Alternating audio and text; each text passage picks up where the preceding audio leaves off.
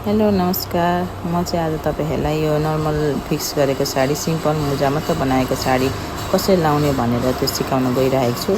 आउनु हेर्नेलाई को लागि त ठिकै छ, आउनु जसलाई लाउन आउँदैन उहाँहरुको लागि चाहिँ यो भिडियो यसो तपाईहरुलाई लाउनको लागि हेल्प पुर्याउनेछ। सुरुमा चाहिँ हामीले यो साडी लाउँदाखेरि अब नर्मली त हामी छेउबाट बेर्दै जान्छौं नि त, तर यसमा चाहिँ त्यस्तो गर्नु हुँदैन। पहिला सुरुमा चाहिँ हामीले यसरी मुजा हाल्ने अनि मात्र त्यसको फेर घुमाएर यसरी आफ्नो बडी अनुसारले फिटिङ टाइट लम्बाइहरु यसो हेरेर चेप्ने। र अनि अब हामी जब यो राउन्ड घुमाएर आँचल हाल्छौं नि त, मेन कस्टमरहरुलाई नमिल्ने लाउन नआउने चाहिँ यही हो क्या। जब हामीले यसरी आँचल हाल्छौं नि, आँचल हालिसकेपछि चाहिँ यसको आफै लुजिङ भाग आउँछ क्या।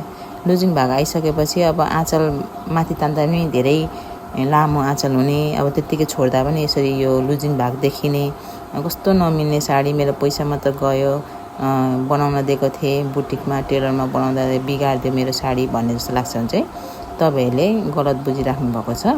त्यसको लागि चाहिँ यसरी एकचोटी मुजा निकालेर जुन उब्रेको भाग जति छ त्यो सबै तपाईले ठक्क आफ्नो बडी अनुसारले फिटिङ गराएर सट्टसँगले यसरी चेपेर भित्रपट्टि हालेर फेरि मुजा हाल्दिनु भयो भने चाहिँ यसरी आफ बडीको शेपमा मुजाहरु बसेर राम्रो देखिन्छ नि त। लाउन पनि कति सजिलो, 2 मिनेटमा लाइन्छ यो साडी लाउन जान्दा। अब लाउन नआउनु हुनेलाई त अब धेरै नै हेल्प हुन्छ। यस्तो हुँदाखेरि मुजा बनाउनै मेन समस्या हो। अब यसरी मुजा गरेपछि हेर्नु हाम्रो बडी शेपमा ठक्कसँगले यो हामीले फिक्स गरेको जस्तै देखिदैन क्या। नर्मली पुरा जान्नेले लगाइदिएको जस्तै साडी देखिन्छ। हेर्नुस् त, कतै केही अप्ठ्यारो हुँदैन, एकदम सजिलो हुन्छ। बडी शेपमा यसरी साइडबाट मुजा निस्कियो भने चाहिँ राम्रो देखिन्छ।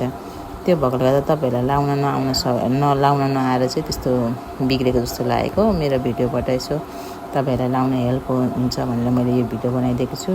धन्यवाद। अरु पनि केही कुराहरु सोध्न मन लाग्छ र जान्न मन छ भने मलाई